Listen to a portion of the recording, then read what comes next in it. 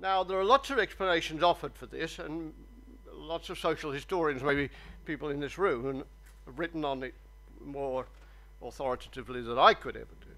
I'm going to identify three factors which I think have been crucial in explaining. I'm now doing the analysis bit for those of you having difficulty following where I'm going. I'm doing the analysis bit, I think. And I said period of quiescence, then lots of change. But plus ça change, as they say in Scotland. And three factors I'm saying which might explain this. And if I identify these factors, it lays the ground for the coda at the end of what I'm going to say. First factor, pay attention, is money. I'm talking about what are the underlying really big things. Money. Healthcare is expensive. And if you embrace the concept not only of health but healthcare that was embraced in the Declaration of Alma Ata, some of you are old enough to remember that, the WHO Declaration of Alma Ata, that healthcare is not just about receiving treatment, but a positive notion of the absence of illness and disease and absence of lots of other things that upset one. If we embrace that notion, not only is it expensive, but it would consume just about all of even a rich nation's resources. So, if money's the theme, rationing became the order of the day. Some people didn't like the word rationing. It became the R word, and we weren't allowed to talk about it. I remember John Hutton in the House of Commons distinguishing between rationing and resource allocation, which satisfied him, although I don't think it satisfied anybody else. The question, therefore, if rationing was the order of the day, as it must be, who did the rationing and what part of the NHS got what share of the money became a central recurring theme. Who's in charge of distributing the money? Who gets the say? Where's it go? And that has prompted the series of changes we've seen and prompted the fact that very little has changed. One reason for that is the division between primary and secondary care, which was the mark of the development of the NHS. Because that was the battleground, that division, the battleground for funds. Hospitals became, quite wrongly, the synonym for the National Health Service. Hospitals. Every time you see a BBC programme and a news programme about National Health Service, you see a shot of St Thomas's or wherever. It's got nothing to do with what most people's experience of healthcare is about. Hospitals gobbled up increasing amounts of the money. General practice became the poor relation, even though 90% plus of all healthcare is delivered by GPs and others in their surgery. So the care and the service provided to patients became affected by the battleground of money, resource allocation, tribal rivalry, a fractured service as between primary and secondary. And in that context, money was the apple in the barrel, which was capable of souring relations, and did, and also affecting the quality of care delivered. The second factor I'm offering you, which may have led to the situation we're encountering, I'm calling ideology.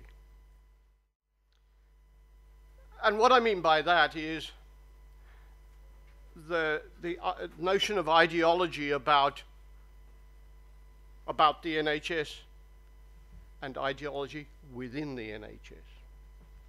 What's the NHS about? And within it, lots of other things. The NHS, this is the second thing. We've had money, we're now on ideology. And about the NHS became increasingly politicized as political parties vied to prove that they were its true guardians. Who was it who said, the NHS is safe in our hands?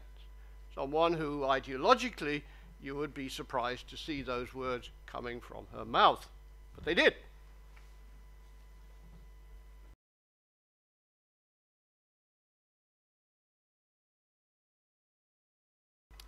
But though they were the true guardians, they all held different views as to the source of funding, the extent to which the public purse, rather than private sector purse, should be involved, and how the NHS should be organised. So the politicisation of it caused it to be a battleground, even though everybody claimed they were in favour of the National Health Service. In fact, it was torn by these ideological disputes.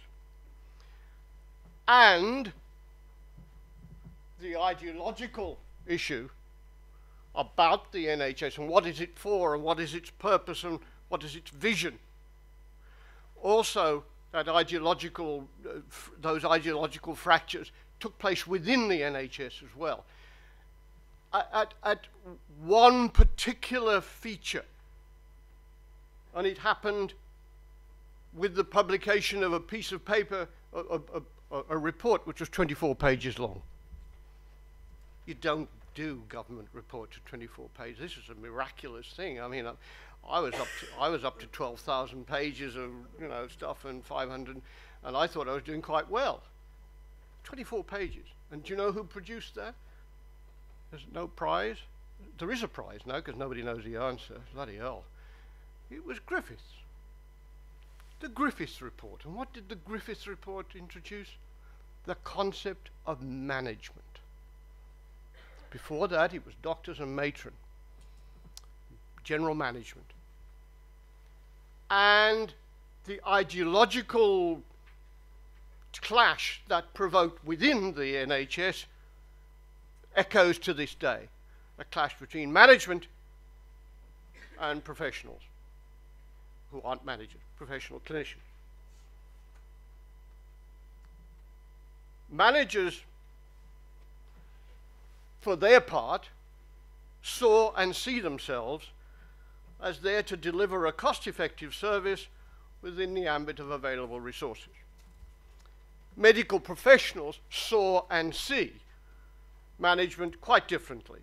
Managers are there to prevent them caring properly for their patients and to interfere in clinical decisions, a wonderfully elastic term.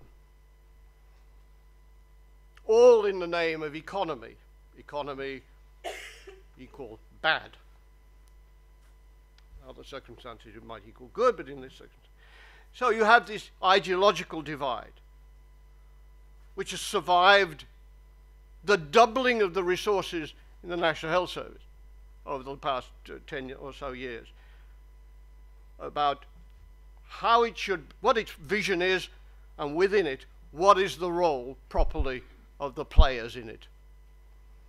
What in Bristol we called the management-clinician divide, still to this day a major issue. And if you're with me still, money, ideology, the third analytical strand, is we have been treated, I'll get back to patients in a while, don't get there. We have been treated to changes, but we've never been treated to change.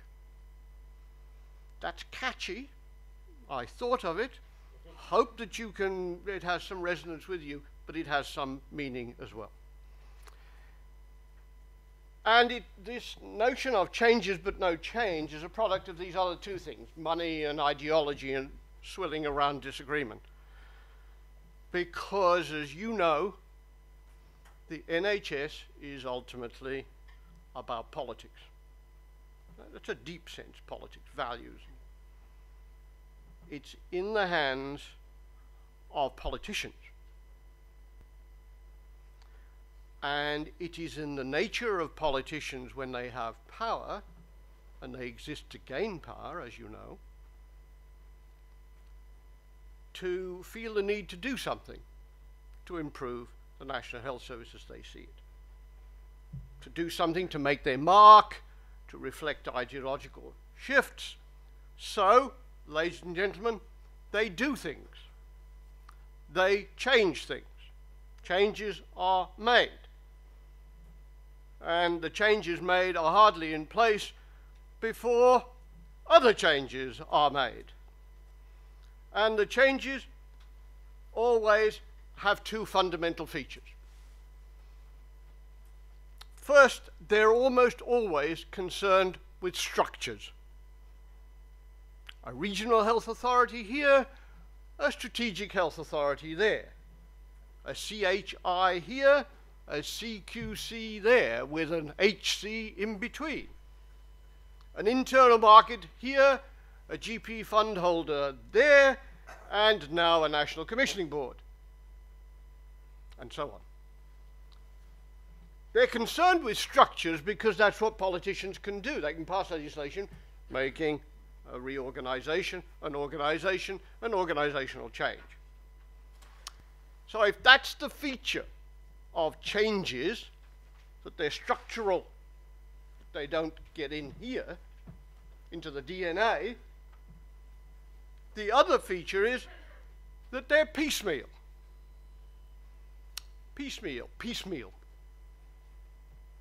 Oh, you had the benefit of not being able to hear me. It's a privilege.